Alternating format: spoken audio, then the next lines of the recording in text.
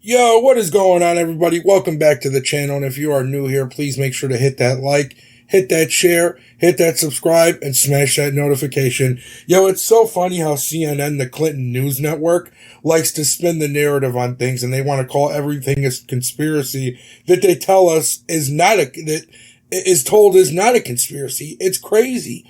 Like, we know these things are real. All the January 6th tapes are coming out. We're showing the facts now. So you can't spin a narrative on the facts. It doesn't make any sense. So I guess Vivek kind of put flamethrowers to him last night. Let's get into the video. We're going to kind of watch a little bit of this more so than analyze it. We'll analyze it maybe a little bit more at the end. Kind of cut through in between, but let's get into it. Miller. He's a law student at Drake University and a clerk in the Marion County Attorney's Office. He's a Republican who is currently undecided. Riley? Thank you. On the debate stage, you have somewhat abandoned the tact and diplomacy that I would look for in a president. I'm all for keeping it real and dogging the establishment, but there's wow, the quality on this is super low. That I look for in those who represent our country. How do you see the balance between keeping it being authentic and maintaining that presidential demeanor? I appreciate the question. I think it's very candid. This is what I love about Iowa. I get tougher questions from you guys than I do from the media. That's good. It's why we're here. So I appreciate that. Look, here's the standard I use for holding myself to or holding any president to. I want us to be able to look our kids in the eye and tell them that I want you to grow up and be like him. It's been a long time since we've held our presidents to that standard. That's the standard I want you to hold me to. That's a high standard. Now, I think about that in judging the way that I comport myself in different areas. Am I going to tell my kids to go to school and be a bully? No, I'm not. But I'm going to tell them if somebody bullies you or hits you, you're going to hit them back 10 times harder.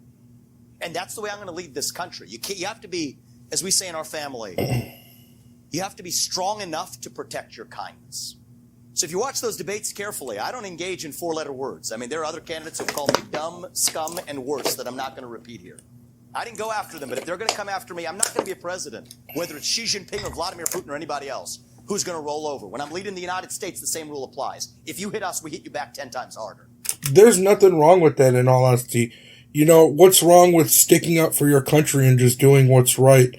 You should be strong enough to hold your country to a certain respect around the world. If not, look what's going on, you know, with Israel. Look what's going on with Russia and Ukraine. It's all crazy to me, you know, and we're supposed to be the catalyst. So we definitely need a president with a backbone. But it's not for the You see how like 3 people clapped? That's so pathetic. sake of being a bully. It's for protecting our inner kindness, too. And I think it's important that we have a president that has both of those attributes. I've done more podcasts probably than most presidential candidates in history combined, mostly because podcasts are new. I'll admit that. But I will tell you, that's a different setting. And so I think it's the book of Ecclesiastes that teaches, and my faith teaches me the same thing. There's a time and place for everything. There's a time and place for fortitude. There's a time and place for justice. There's a time and place for mercy. And I think it's going to take all of those attributes, every last ounce of each of those attributes, to stand for this country, to reunite this country and revive who we are. You don't want a wilting flower in the White House, but you also want somebody who understands what we are fighting for. That's the standard I want you to hold us to. We will aspire to hold ourselves to. And I think that sometimes being a parent is what gives me my moral clarity. And I hope through the rest of this campaign, we're just getting warmed up, I hope to be able to earn your trust. That yes, I do have what it takes to tell you the truth. I'm not going to hide the truth from you. If you want someone who's going to speak truth to power, vote for somebody who's going to speak the truth to you. You know, I like what Vivek has to say. You know, we'll see, you know, what happens. I would like to see him run as like Trump's like VP, or actually maybe just somebody in the cabinet. Honestly, I want Tucker as VP. That's just me personally. Whoever you guys want as vice president down below with Trump, put it in the comments. To the Republican Party. Also, if you haven't yet, please make sure to hit that like, hit that share, hit that subscribe, and smash that notification. It really helps a lot to get this channel's growth going. Do it unvarnished, without sugarcoating, and I don't do much sugarcoating.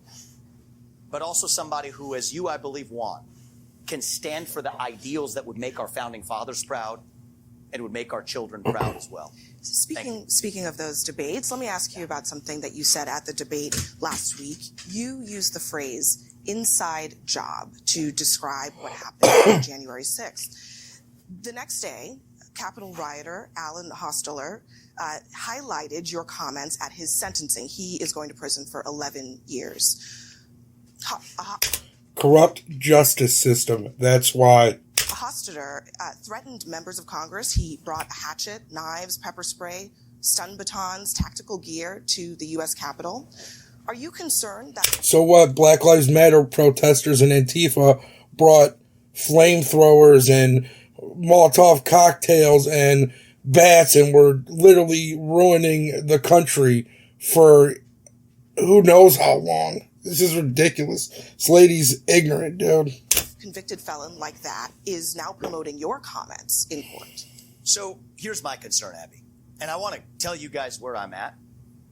If you had told me, it's close to 3 years ago that January 6, 2021 happened. If you had told me 3 years ago, back when I was a biotech CEO, not steeped in this world, I was just consuming passive media, but was focused on my world of developing medicines.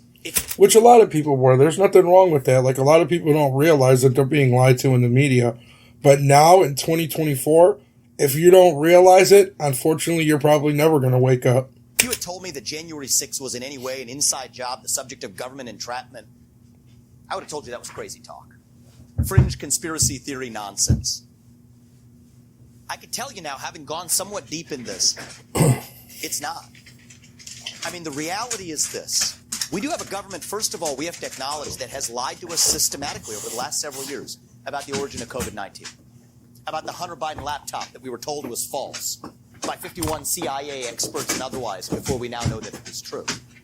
You can go straight down the list, the Trump-Russia disinformation collusion hoax, all of it. Now we come to January 6th. The reality is we know that there were federal law enforcement agents in that field. We don't know how. Right. I mean, we don't know for sure, but, you know, all that talks with Ray Epps, all those videos that we've seen with the FBI informants dressed in hats. We seen Black Lives Matter protester acting like he was a Trump supporter wearing the MAGA hat, just going undercover. We see it all. Who knows what really happened? It's just ridiculous that you're not allowed to say it anymore.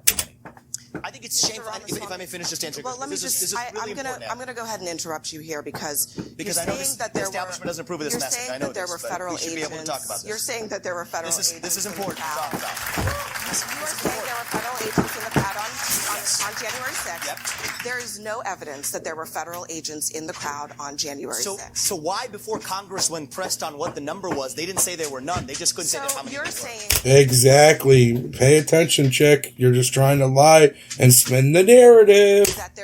That you have not seen any evidence. So that we've there seen were, multiple. and so We've seen multiple informants suggesting that they were. We know people were FBI informants who were asking. Is there any evidence? May I just finish this, and you can come back to the question. But let me clarify. I know it's very uncomfortable for you. I'm going to clarify my question. I know this is an uncomfortable issue for many people, but we have to do the truth here. I'm going to clarify my question because I want to make right. The truth is what counts. Sure that you understand what I'm asking. I understand this deeply, and I told you I was with you 3 years ago. I'm not there now. Where is the evidence? Yes. Where is the evidence that the government had a plot? An inside job. But no, I'm going to tell you what an inside job is, because I'm not violence on January 6th. I'm not going to let you put words in my mouth. I'm going to put my words in my mouth. And I'm going to tell you what I mean by that. Where is the evidence that the government was involved in planning or executing January 6th? So I'm going to give you hard facts. And if I may, Abby, I know this is going to be a little uncomfortable, but we're going to go. Of course it's going to be uncomfortable for any CNN reporter. Why wouldn't it be? Why does CNN even have Republican town halls? It doesn't make sense. You can push back on it after that. And you can push back on that. And let's do this fairly. Why did they suppress footage of now what's been released, 200 hours of footage of shooting rubber bullets into that crowd, shooting tear gas into that crowd? You didn't see that before. You saw what the response was to that. Now you see footage coming out of actually rolling out the red carpet for Capitol Police allowing people in. Again, right through the front door. The vast majority of that the footage evidence should have been released before, Abby. Mr. Ramaswamy, the vast majority of the footage shows police officers being overrun and I want to talk about one more by case. violent really important. riders. That's I'm going to give you hard. She is so disrespectful. He is your guest. This is supposed to be his floor to speak on, and you ask him questions and allow him to speak. This is one of the rudest ladies in the world. I'll give you some hard facts. Of it shows. So here's what entrapment is. You can't cherry pick. I'm not cherry picking. If I may finish, Abby. If I may finish, Abby. I'm not cherry picking. Examples. To the contrary. To the contrary. You cannot cherry pick examples. You know who cherry picked? And say the government. that is what happened. The government cherry picked 12 hours of footage when there was 200 hours of cherry picking. Why are people even here? No one's clapping. Nobody cares. What are you people even doing there? Are you guys just fillers? Do they just pay you to sit in the audience? I don't understand this. This is very cringe. It was the government, not me. Release the whole thing. And let me just finish one thing, too, because this is super important as a topic. So I think this is a civil libertarian issue of our time. When Gretchen Whitmer's kidnapping. I want to be really clear on this, because it's the same issue in the same FBI, same even part of the FBI. 3 people who were in an alleged plot to kidnap Gretchen Whitmer were acquitted at the end of trial because it was entrapment. That is, government agents put them up to do something they otherwise wouldn't have done. They gave them credit cards with spending limits of up to $5,000, encouraged them to buy munitions, plan something they weren't otherwise willing to plan. So much so, and I want people at home to know this, especially CNN viewers to know this. Especially you Clinton News Network, all 10 or 20 of you that are left. This is probably all of their complete audience in the crowd right now. One of the jurors went to those defendants and apologized afterwards, gave him a hug, apologized, seeing what the government had put a poor guy up to who had to go to some Mexican restaurant across the street to get hot water. These people were exploited with credit cards up to $5,000, FBI agents putting them up to a kidnapping plot that we were told was true but was entrapment. Same thing with the Capitol Police, people letting them in freely. Many of those people then being charged. Look, the government cannot put you up to do something and then charge you for it. That's wrong. I don't want to It's true. I mean, what's wrong with what he's saying? I don't understand what this lady's problem is. I don't want to have to interrupt you. I really don't. But I don't want you to mislead the audience here or at home. I think they've been misled by mainstream media. Boo! The mainstream media has misled them. 14 people were charged in that plot. A majority of them were convicted. I said 3 of them were acquitted on grounds of entrapment. That's a fact. Dispute me. Was I wrong about that? What folks need to understand. Was I wrong about what I said? I was not. Why won't she say yes or no? 3 people were acquitted on grounds of entrapment. 9 were convicted. Juror apologized. 9 were convicted. Yeah, but the 3 who were put up should never got to that stage of a trial. The January 6th That's unacceptable in the United States. Look, I just want people to understand. Why is she so okay with it? I don't understand this chick. 3 people were acquitted. 9 people were convicted in that plot. Think about it like this, everybody. This chick knows she has nothing to say. She knows everything she says will be rebutted. And it's just all false, fake propaganda narratives that she's spewing. And she's upset that somebody's actually speaking up for themselves, speaking up for the country, and speaking up for the people of this country. There's nothing wrong with this. But what's wrong with these media, with this liberal media and these demon rats and these progressives is they want to suppress you if you don't think or speak like them. And that's a problem. Me as a conservative, I don't care what anybody says. As long as you're not threatening me or, doing harm to me, say what you want. I could care less. I usually laugh at it regardless. So it doesn't even matter. This is just crazy. I can't believe the way the liberal media tries to spin things. And I believe the title of this is on conspiracy theories. This is a conspiracy theory to them because they don't believe in reality. So reality is the true conspiracy theory to liberals. And that's all it is. No other way to really explain it other than that. Reality is a conspiracy theory to them. But on that note, we're going to end it. I really appreciate all you guys stopping by and hanging out with me. Make sure to hit that like, hit that share, hit that subscribe, and smash that notification. We'll see you on the next one. Peace.